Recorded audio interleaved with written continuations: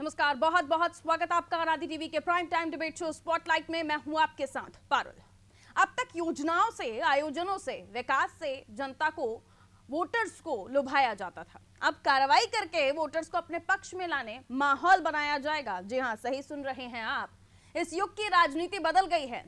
होता है ना, एक को सजा दी, दूसरा नाराज कि साहब दूसरे को क्यों सजा नहीं मिली। तो गुरुजी ने सोचा दोनों को सजा दे देते हैं। कुछ ऐसा ही उत्तर प्रदेश में चल रहा है कि साहब ब्राह्मणों पर कार्रवाई लगातार हो रही है, लेकिन जो ठाकुर बाहुबली हैं वो कानून की गिरफ्त से बाहर हैं। तो लेवल बराबर करने अब पुलिस क्षत्रिय बाहुबलियों पर कार्रवाई करेगी। तो साहब ये कार्रवाई वाला प्लान कितना सही है? क्या वाकई ब्राह्मण वोटर्स इस कार्रवाई से योगी सरकार के पक्ष में आ जाएंगे? जो विकास दुबे नाम का व्यक्ति था जिसका एनकाउंटर हुआ, जिसके बाद जो रूठे हुए ब्राह्मण हैं, क्या उन्हें मना पाएंगे भारतीय जनता पार्टी के लोग? ये देखना लाजमी होगा। लेकिन इस पूरी डिबेट पर हम चर्चा करेंगे, उससे पहले आप ये रिपोर्ट देख लीजिए।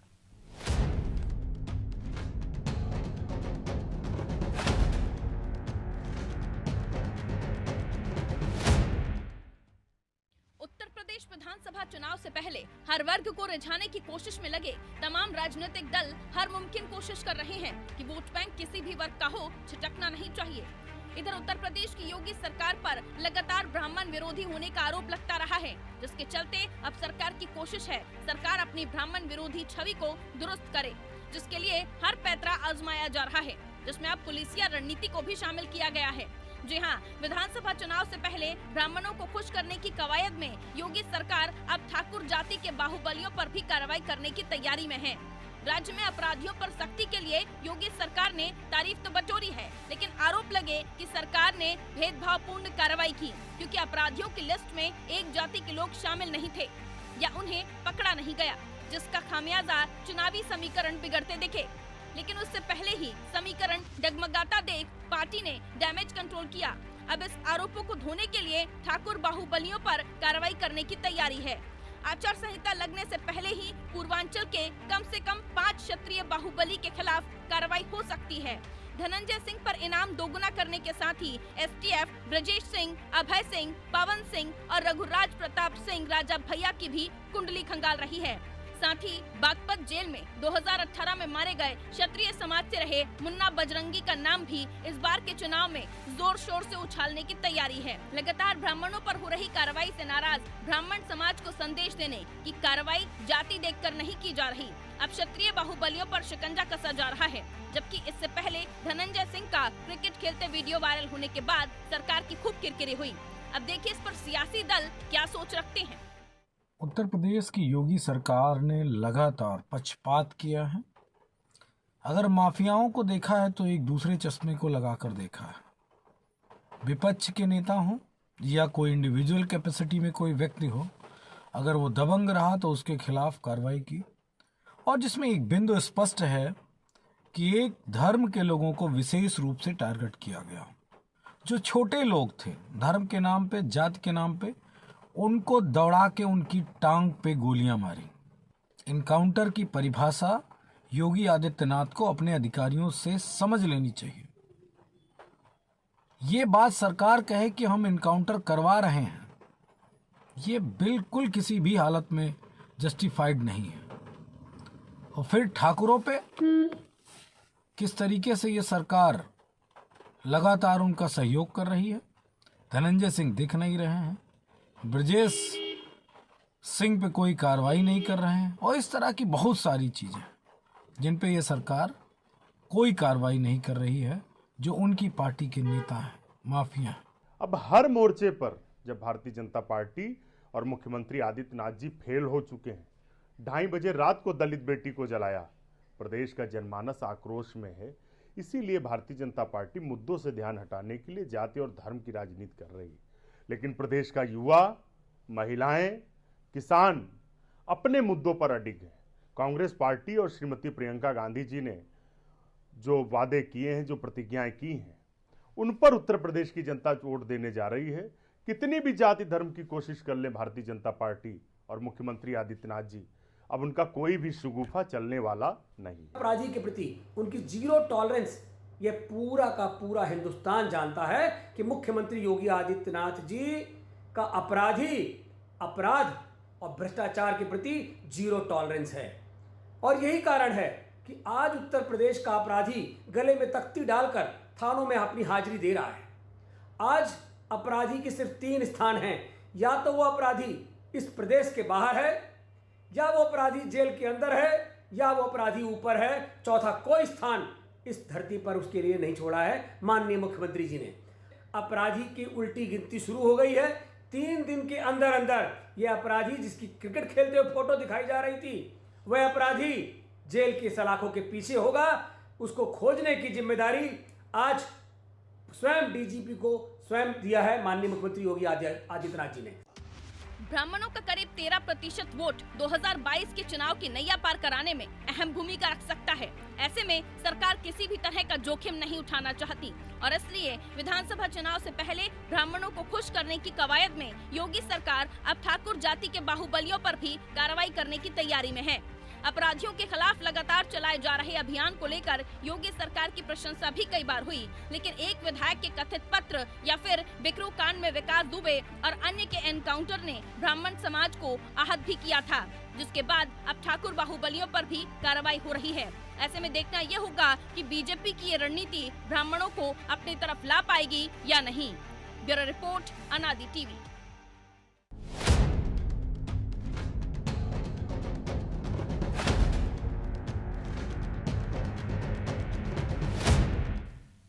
ब्राह्मणों की चिंता सताई, बाहुबलियों पर कार्रवाई, चर्चा करेंगे। उससे पहले आप वो सवाल देख लीजिए जिनके इर्द गिर्द ये चर्चा रहने वाली है कि प्रशासन की कार्रवाई जाति देखकर होगी। अब ये सबसे पहला सवाल होगा जो हम चर्चा में रखेंगे, क्योंकि जाति और कार्रवाई ये दोनों चीजें चर्चा में आएंगी और ये उत्तर प्रदेश में देखी जा रही हैं। अब तक गिरफ्त में ये बाहुबली क्यों नहीं आया? सरकार को समय हो गया और अब तक अगर ये बाहुबली गिरफ्त में नहीं है तो इसके पीछे नियत क्या है? पुलिसिया रणनीति, चुनावी फायदा, क्षत्रियों पर कार्रवाई से ब्राह्मण सदेंगे। पुलिसिया कार्रवाई से इस चुनावी समय में कोई फायदा हो सकेगा क्या, अगर इसी तरह से आकलन करना है तो? और क्षत्रियों पर कार्रवाई से ब्राह्मण सदेंगे क्या? अगर उनके सामने ये रखे कि आपके ब्राह्मणों पर कार्रवाई हुई और आप नाराज हैं तो क्षत्रियों पर कार्रवाई होगी तो ब्राह्मण मान जाएंगे क्या? ये तमाम चीजें चर्चा की शुरुआत करते हैं। जो हमारे साथ मेहमान जुड़े हुए हैं उनसे आपका परिचय करा देती हूँ। डॉक्टर रामेश्वर मिश्रा, प्रवक्ता हैं आप कांग्रेस के, बहुत स्वागत करती हूँ डॉक्टर रामेश्वर मिश्रा आपका अनादि टीवी पर। विनीत शुक्ला जी आज हमारे साथ बने हुए हैं, भारतीय जनता पार्टी के प्रवक्ता हैं आप। विनीत शुक्ला जी आपका बहुत बहुत स्वागत करती हूँ। अमित जमाई जी हमारे साथ जुड़े हुए हैं, राष्ट्रीय प्रवक्ता आप सपा के। जमाई साहब आपका भी बहुत बहुत स्वागत। रजा रिजवी साहब हमारे साथ बने हुए हैं, वरिष्ठ पत्रकार हैं आप, बहुत स्वागत करती हूँ रजा रिजवी साहब आपका भी।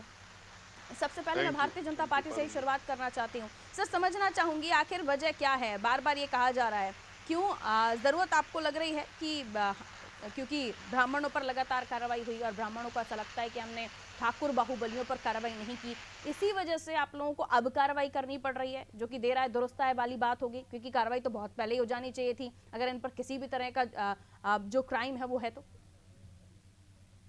देखिए पारुल जी, सबसे पहले तो मैं ये कहना चाहूंगा कि अपराधी होता है। जाति धर्म देख करके उत्तर प्रदेश के अंदर कोई भी कार्रवाई नहीं हुई। 2017 से पहले जो अपराधी खुलेआम गुंडाई करते थे इस उत्तर प्रदेश के अंदर, अपहरण के उद्योग चलते थे, बड़े बड़े माफिया जो भू माफिया थे गरीबों की जमीनों पर कब्जा करके बैठे हुए थे, ऐसे तमाम, चाहे वो भू माफिया हो, चाहे वो अपहरण करता हो, या बड़े बड़े ठेके और टेंडर को लेकर के गोलीबाजी होती हो लोगों के बीच में, तमाम ऐसी चीजें थी। उन सब पर अगर अंकुश लगाने का काम किया गया है तो 2017 के बाद स्पष्ट संदेश हमारी सरकार ने दिया कि उत्तर प्रदेश के अंदर जो अपराधी प्रवृत्ति के लोग हैं, जो गुंडे प्रवृत्ति के लोग हैं, या तो उत्तर प्रदेश छोड़ करके मेहरबानी करके चले जाएं, या उनके साथ वही कार्रवाई होगी जो कानूनन होती होगी। तो वो कार्रवाई हमारी सरकार ने करके दिखाया है, चाहे वो कोई भी हो, चाहे विकास दुबे हो, चाहे कोई भी अपराधी हो, तमाम ऐसे, चाहे वो मुख्तार जातियों को देखकर आप कार्रवाई नहीं करते। ठीक है, आपने अपनी बात रखी, अब सवाल सुनिए सर। धनंजय सिंह, ब्रजेश सिंह, अभय सिंह, पवन सिंह, रघुराज प्रताप सिंह, ये कौन है फिर? देखिए, इनको क्यों नहीं पकड़ पाए आप? पारुल जी मैंने कहा ना, उत्तर प्रदेश के अंदर किसी भी माफिया की कुछ भी नहीं चलने वाली। उत्तर प्रदेश के अंदर 0 तो ये टॉलरेंस 4.5 साल अपराधिक पौने 5 मामले साल में तक बचे कैसे रह गए आपके कार्यकाल में? अगर आप इतना बड़ा दावा कर रहे हैं तो कि अपराधी नहीं बख्शे जाएंगे, नहीं बचे जाएंगे, ये कैसे बच गए सर? पारुल जी मेरी बात सुन लीजिए, मैं कह रहा हूँ देश के अंदर माफिया राज का खात्मा, गुंडा राज का खात्मा करने के लिए प्रतिबद्ध है हमारी सरकार। मैं अग्री कर रही हूँ सर आपसे, आपने कहा हमने मान लिया, तो ये बच कैसे गई? ये कोई डिफरेंट स्टेटस वाले गुंडे थे या डिफरेंट स्टेटस वाले क्रिमिनल हैं? इनका इनसे कुछ ज्यादा प्यार है भारतीय जनता पार्टी को, एंड में कार्रवाई होगी? किसी भी अपराधी प्रवृत्ति के किसी भी व्यक्ति से भारतीय जनता पार्टी का कोई लेना देना नहीं है, और ना ही उनकी सिर्फ जेल की सलाखों के पीछे होगी। और 130 करीब जो है वांछित अपराधी जिनके एनकाउंटर हुए हैं, आप उन सबको कैसे कह सकती हैं कि धनंजय सिंह से कोई लेना देना नहीं है भारतीय जनता पार्टी का? क्या है जिसने अपराध उत्तर प्रदेश में किया है, बहन बेटियों की सुरक्षा के साथ खिलवाड़ किया है, उन सब को ये सबक सिखाने का काम हमारी सरकार का है। या तो प्रभु, वही तो हम आपसे पूछ रहे हैं सर कि ये 5 जो पूर्वांचल के ठाकुर बाहुबली हैं, ये आपसे बच कैसे निकल गए? फिर आप अपने आप को आप कह रहे हैं कि आपकी पार्टी ने इतना कमजोर कर दिया अपराधियों को, आपने अपराधियों पर शिकंजा कसा, आपने उनको राज्य से बाहर कर दिया है, नेस्त नाबूद कर दिया, लेकिन ये 5 ये ठाकुर बाहुबली कैसे बचे रह गए आपसे? कोई घनिष्ठ था, कोई प्रेम था, क्या था जो अब आप कार्रवाई करने की बात कर रहे हैं? मैंने कहा जाति को कोड हम नहीं कर सकते, हमने कहा किसी भी जाति का हो, कोई भी व्यक्ति हो जो अपराध करेगा, जो अपराध में लिप्त पाया जाएगा, उस पर वही कार्रवाई होगी जो मुख्तार के जामई साहब, अमिक जामई साहब, ठीक है समझ गई सर, एक ही बात को बार बार दोहरा रहे हैं अब आप। अमिक जामई साहब, आपकी क्या टिप्पणी इस पर? साहब कैसे देखते हैं आप इसको? पारुल, उत्तर प्रदेश में जो एनसीआरबी का, उत्तर प्रदेश के लिए जो आंकड़े हैं एनसीआरबी के, विमेन पावर लाइन के और उत्तर प्रदेश पुलिस के, वो बताता है एनसीआरबी का जो डाटा है ये पिछले साल का, कि पूरे देश में अपहरण में और हत्या में उत्तर प्रदेश नंबर 1 है। विमेन पावर लाइन 1090 का जो सरकारी डाटा है वो ये बताता है कि पूरे देश में महिलाओं की छेड़खानी के मामले में उत्तर प्रदेश नंबर 1 है, रेप के मामले में उत्तर प्रदेश नंबर 2 है। तो सवाल ये है कि मुख्यमंत्री योगी आदित्यनाथ जी की सरकार का आंकड़ा है, एनसीआरबी का आंकड़ा है, जिसे हमारे मुख्यमंत्री जी ने कहा है कि वो इन आंकड़ों को नहीं मानते। भारत सरकार का जो एनसीआरबी का डाटा है पारुल, एनसीआरबी का डाटा समाजवादी का डाटा नहीं है, वो इसको नहीं मान रहे हैं। महिलाओं के खिलाफ जो अपराध है, कि अगर ये कार्रवाई जिस तरह से देखी जा रही है, बताई जा रही है, जो राजनीतिक पंडित इसको ऑब्जर्व कर रहे हैं कि ब्राह्मण नाराज हैं इसलिए अब क्षत्रियों पर, ठाकुर बाहुबलियों पर कार्रवाई की जा रही है, इस पर क्या आपका रिएक्शन? पारुल, मैं थोड़ा सा चर्चा को और थोड़ा विस्तृत करना चाह रहा था। मेरा ये कहना है कि उत्तर प्रदेश में लॉ एंड ऑर्डर का ये हाल है। अब सवाल ये है कि जो इनकी ब्राह्मण चेतना परिषद है, जितिन प्रसाद जिसके अध्यक्ष हैं, जब वो आए थे इनकी पार्टी में तो सैकड़ों ब्राह्मणों के कत्लेआम, उनके मर्डर, और उन्होंने कहा था कि बहुत ही चैनलाइज करके ब्राह्मणों को उत्तर प्रदेश में काटा गया है और उनकी हत्याएं की गई हैं। तो सवाल ये है कि जो हमारे साथी भारतीय जनता पार्टी के प्रवक्ता हैं वो बताएं कि भारतीय जनता पार्टी के राज में ब्राह्मण असुरक्षित क्यों हैं। और नंबर 2, ये जो वाराणसी के बीएचयू के अस्पताल में सालों से जो एक बहुत बड़े माफिया हैं अंतरराष्ट्रीय, वो वहां पे अस्पताल में स्वास्थ्य लाभ ले रहे हैं। क्रिकेट खेलने वाली बात तो अब ये नहीं आई है, क्योंकि वो जो जिला पंचायत जीते हैं भारतीय जनता पार्टी और सत्ता की हनक के समर्थन के साथ वो जौनपुर में जीते हैं, वो ऐसा नहीं है, वो पहली बार हुआ है। वो बहुत आजादी से जौनपुर में घूम रहे हैं, पीएससी लगती है, फोर्स लगती है, वो पुलिस की निगरानी में क्रिकेट खेल रहे हैं। आपकी बातों का जवाब मैं विनीत शुक्ला जी आप ही से चाहूंगी। कहिए विनीत शुक्ला जी, क्या सफाई आपके पास?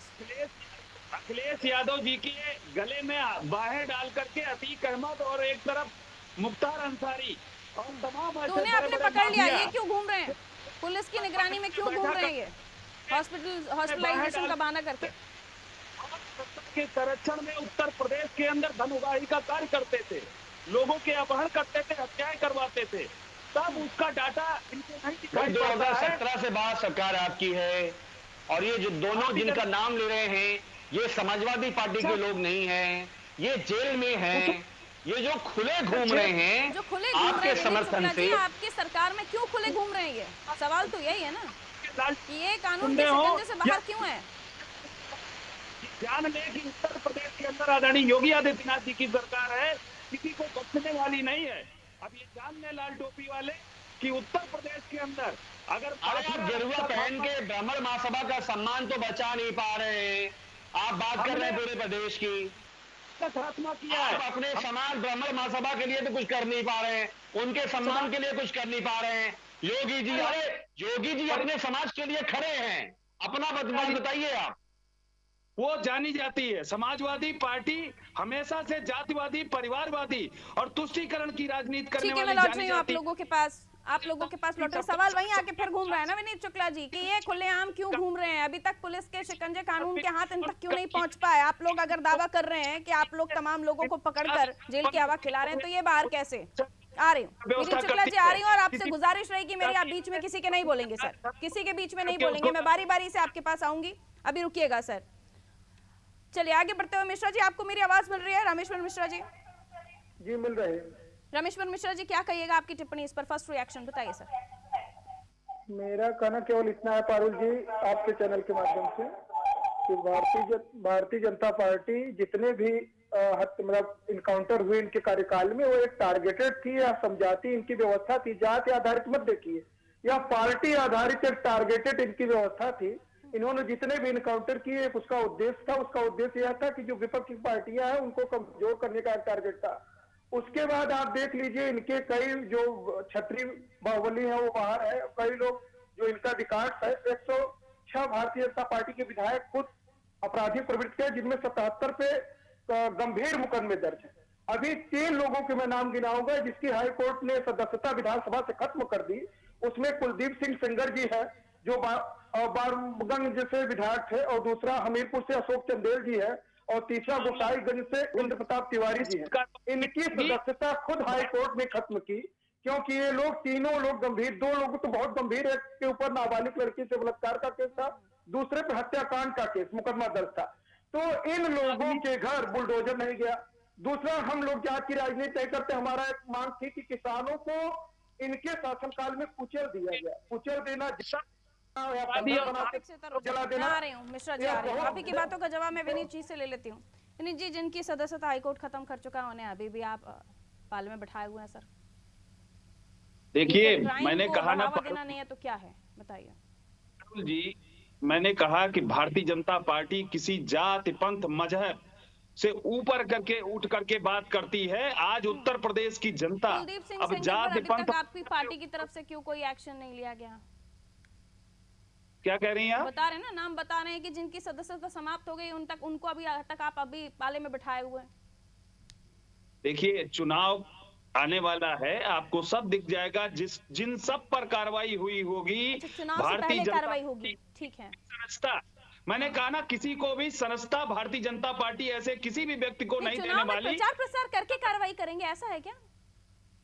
अरे भाई पारुल जी, मैं कह रहा हूं ना, भारतीय जनता पार्टी किसी को भी संस्था नहीं देती है, चाहे जो भी व्यक्ति हो। कौन से मुहूर्त का इंतजार है फिर विनीत शुक्ला जी आपको इनके ऊपर कार्रवाई करने का? ये समझ से परे है सर। बात यही हो रही है ना कि आप इधर कह रहे हैं कि हम कार्रवाई कर रहे हैं, उधर हमें जमाई साहब बता रहे हैं कि साहब ये आंकड़े हैं, कार्रवाई हो रही होती तो ये खत्म कहाँ होता? ब्राह्मणों पर आपके किस तरह से, आप लोगों का किस तरह से अत्याचार, तमाम चीजें बता रहे हैं, वो ऐसा बता रहे हैं। ये समाजवादी पार्टी के आंकड़े बता रहे हैं, जो समाजवादी पार्टी में गुंडे बैठा करते थे, जो राज्य सरकारें भेजती हैं, वो समाजवादी कैसे भेजेगी?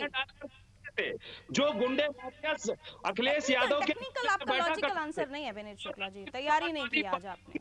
समाजवादी पार्टी के बंगले में, उनके ऑफिस के अंदर ज्यादातर के लोग वो आ रही हूं जमाई साहब करते हैं। और ये जान लें कि उत्तर प्रदेश की जनता अब ऐसे अपराधी और ऐसे गुंडों की पार्टी को स्वीकार करने आपसे ये 5 क्यों छूट गए? 4.5 साल इनको क्यों मेहरबानी आपने दी? इनको भी पकड़ लेते हैं के साथ चल चुकी है। आ रही हूँ विनीत शुक्ला जी, आ रही हूँ, सभी के क्वेश्चंस का जवाब ले रही हूँ। अब आप बीच में नहीं बोलिएगा प्लीज, क्योंकि आपकी ऑडियो मैं डाउन करूंगी। जामाई साहब कहिए, क्या कह रहे थे? जल्दी से कहिए, फिर रजा साहब के पास जाऊंगी। देखिए, हमारे हमारे एक तो हमारे माननीय अखिलेश यादव जी हैं, एक हमारे आदरणीय मुख्यमंत्री योगी आदित्यनाथ जी हैं। आप पारुल चाहें तो दोनों का एफिडेविट निकाल लो। आपने कभी भी बचपन से लेकर आज तक सुना है कि कोई चीफ मिनिस्टर अपने ऊपर क्रिमिनल केस को वापस लेता है? दंगों का केस और न जाने कितने कितने केस, हमारे केशव मौर्य जी के ऊपर चंदा चोरी करने का आरोप है इलाहाबाद में, वो केस, सारे केस इन्होंने अपनी सरकारों में वापस ले ली। ठीक है, हमें उससे कोई दिक्कत नहीं है। हमारे जो साथी हैं विनीत शुक्ला जी, मैं आज ये उम्मीद कर रहा था कि कम से कम ये ब्राह्मण सभा के सम्मान के लिए आज कुछ बोल देंगे। अरे क्षत्रिय समाज के बोलने के लिए हमारे मुख्यमंत्री जी हैं, आपकी जरूरत नहीं है विनीत शुक्ला जी। आज क्या हुआ, जो ब्राह्मण महासभा की भारतीय जनता पार्टी, जाने कितनों को अपने पास बैठा के रखा हुआ था जिन पर कई सारे आरोप थे, तो वो फिर लिस्ट निकलेगी तो बात लंबी चलेगी। मैं आ रही हूँ जामाई साहब आपके पास। अब रजा जी को शामिल करने दीजिए मुझे, सर काफी देर से वो इंतजार कर रहे हैं, अब उन्हें शामिल कर लेते हैं। रजा साहब एक बार फिर से आपका स्वागत। आप सबकी बातें सुन रहे हैं रजा साहब, और बहुत ही बारीकी से आप उत्तर प्रदेश की राजनीति को, इनफैक्ट जो अभी हो रहे क्राइम्स हैं, आंकड़े आ रहे हैं, और अब जो कहा जा रहा है कि ब्राह्मणों पर कार्रवाई, लेकिन अब उन्हें अपने पाले में लाने के लिए दिखाना कि हम क्षत्रियों पर भी कार्रवाई कर रहे हैं, कैसे देखते हैं सर रजा साहब? देखिए पारुल जी, अभी आपने स्वयं एक बात कही थी विकास दुबे का, जी। कि विकास दुबे का इनकाउंटर हुआ। तो अगर विकास दुबे की बात होती है तो इसकी भी बात होनी चाहिए कि जो 8 पुलिस के लोग मारे गए, उसमें भी ब्राह्मण समाज के अधिकारी और पुलिस के कर्मचारी थे। ऐसा नहीं था कि वो उधर के भी, अगर वो है तो इधर भी ब्राह्मण हुए। और ये जो लोग कहते हैं कि साहब जो सरकारें आती हैं, सरकारें जो है वो एक्शन जब करती हैं तो कहीं देख के नहीं करती है कि साहब ये मुसलमान है, ये ठाकुर है, क्योंकि जो सरकार में रहता है उसके लिए सब बराबर होते हैं। ऐसा नहीं है कि साहब ब्राह्मण के साथ होगा और मुसलमान के साथ होगा और ठाकुर के साथ होगा। जैसे आपने कहा कि इन ठाकुरों के खिलाफ जो 5 नाम लिया, क्यों नहीं कार्रवाई हो रही है और क्यों कार्रवाई शुरू नहीं हो रही है, तो आप देखिए कि जो मुकदमे लगते हैं जिस दफा के, जिस सेक्शन के, वो मुकदमे वो फेस कर रहे हैं अदालत के अंदर। और दूसरा ये है कि वो कोई एब्सकांड नहीं है, वो कोई फरार घोषित नहीं है, वो कहीं छुपे हुए नहीं है कि छुप गए हैं। वो इनाम है, अभी इनाम का अमाउंट बढ़ा दिया गया है। नहीं, इनाम तो है, लेकिन ऐसा है कोई ऐसा सेक्शन उन पर नहीं लगा कि वो उनको अरेस्ट करना है और असर के जेल में भेजना है। कई मुकदमे तो कई लगे हैं, ऐसा नहीं कम मुकदमे हैं लोगों के पास जिनके नाम आपने लिए हैं, अच्छे बड़े मुकदमे। रजा साहब, इनाम का घोषित होने का मतलब कि व्यक्ति फरार है, तभी तो इनाम घोषित होगा। इनाम तभी घोषित होता है कि अगर जब शरीफ हैं, अगर पाक साफ हैं, तो उन्हें आके नहीं शरीफ नहीं है, नहीं अगर किसी भी पर एफआईआर हो रही है और एफआईआर बढ़ती जा रही है तो उसको शराफत का चोला नहीं कहेंगे। अभी यही इलेक्शन कमीशन ने कहा है साहब कि साहब, अभी प्रेस कॉन्फ्रेंस में कहा इलेक्शन कमीशन में कि जो अपराधी हैं उनको समाचार पत्र में 3 बार, चैनल में 3 बार, और जो पार्टी टिकट दे रही है उसके प्रेसिडेंट को बताना पड़ेगा। तो हमें लगता है कि बहुत सी पार्टियां उन अपराधियों को टिकट नहीं देंगी। देखिएगा, हम भी रहेंगे, आप भी रहेंगे, इसमें कमी आएगी, क्योंकि इस पर इलेक्शन कमीशन अब की सख्त हुआ है। तो ये सही है कि अपराधी जो बाहुबली लोग हैं, वो बाहुबली अगर राजनीति में घुस जाएंगे तो राजनीति जो सही लोकतंत्र है उसकी तस्वीर सामने नहीं आ पाएगी। जाति वाला फैक्टर हटा दीजिए, लेकिन कुछ तो ऐसे चुनिंदा नाम है जो चहेते हैं, जो छूट जाते हैं, फिर चाहे सरकारें किसी की भी हो, इस सरकार में भी छूटे हैं या छोड़ दिए गए हैं। देखिए, ऐसा है, हर जगह हर आदमी के अपने चाहते होते हैं, हर घर में, हर परिवार में, हर पार्टी में, हर जगह। इससे कोई इग्नोर नहीं कर सकता। गुरु कहे कि हमारा कोई चाहता नहीं, भाई हमारा बेटा है तो मैं उसको बहुत चाहता हूँ, हमारे मोहल्ले में कुछ हमारे दोस्त हैं उनको मैं बहुत मानता हूँ। तो जाहिर सी बात है, लोग चाहते हैं, लोग मानते हैं, और जब आदमी पद प्रतिष्ठा पे पहुंचता है तो उन चाहने वालों की मदद कहीं ना कहीं एन केन प्रकरण होती है। इससे कोई बात छुपी नहीं है, ये समझना चाहिए। जिनकी हम बात कर रहे हैं उन पर हत्या, अपहरण जैसे भी कई मामले हैं, और उन पर 25,000 का इनाम अब घोषित कर दिया गया है, और उन तक अभी तक जो है पुलिस के हाथ उस ऐसे व्यक्ति जिस पर ऐसे आरोप लगे हुए हैं उन तक नहीं पहुंच पा रहे हैं। तो जवाब तो विनीत शुक्ला जी आप ही से लिया जाएगा कि साहब छोड़ क्यों रहे हो आप उन्हें? देखिए पारुल जी, मैंने कहा कि भारतीय जनता पार्टी शुरुआत से ही 2017 में सरकार बनने के बाद स्पष्ट संदेश उत्तर प्रदेश के अंदर दिया कि चाहे वो कंप्लीट कीजिएगा।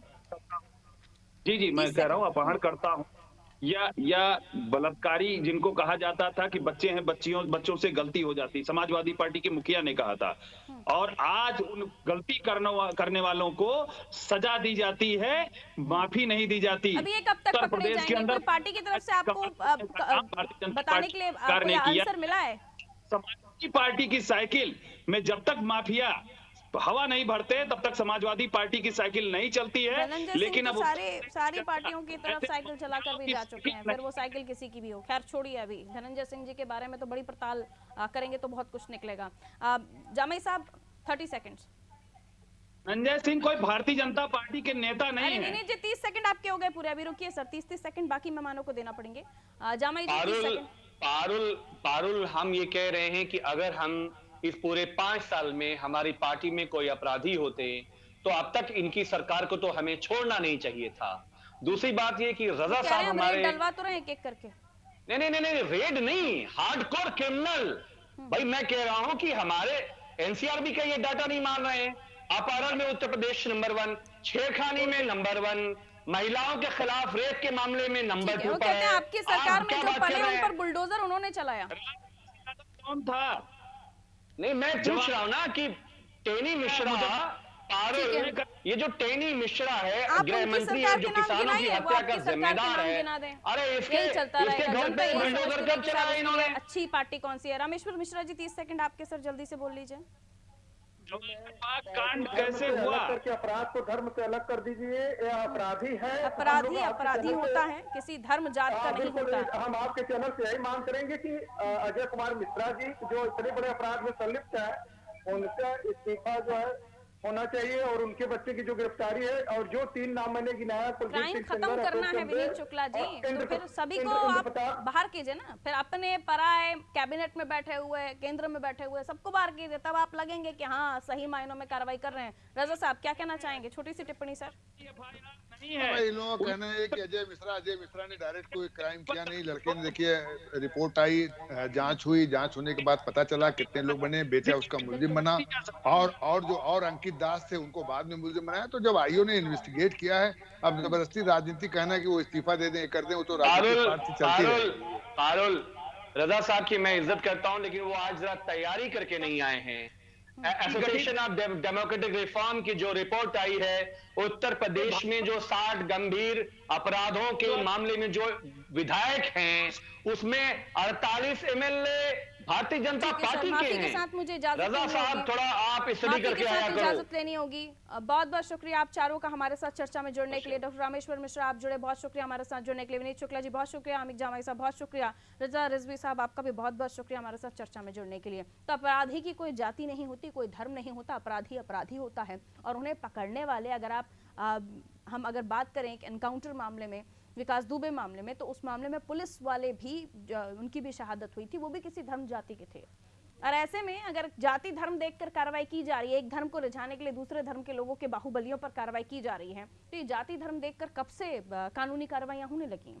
ये उत्तर प्रदेश में एक नया ट्रेंड चल पड़ा है। और अगर ऐसा नहीं है तो क्यों कुछ लोग ऐसे हैं जो बख्शे गए हैं? उनमें कई सारे नाम हैं, धनंजय सिंह, ब्रजेश सिंह, अभय सिंह, पवन सिंह, रघुराज प्रताप सिंह, क्यों ये बख्श दिए गए हैं? इन सब के गले तक फांसी का फंदा, या फिर इनकी अगर क्राइम जिस तरह से, उस तरह की इन्हें सजा मिलनी चाहिए, कोई नहीं बख्शा जाना चाहिए, तभी ईमानदारी से कार्रवाई होना, ये सरकार निष्पक्ष है ये कहा जाएगा। दीजिए इजाजत, रखिए अपना ख्याल, नमस्कार।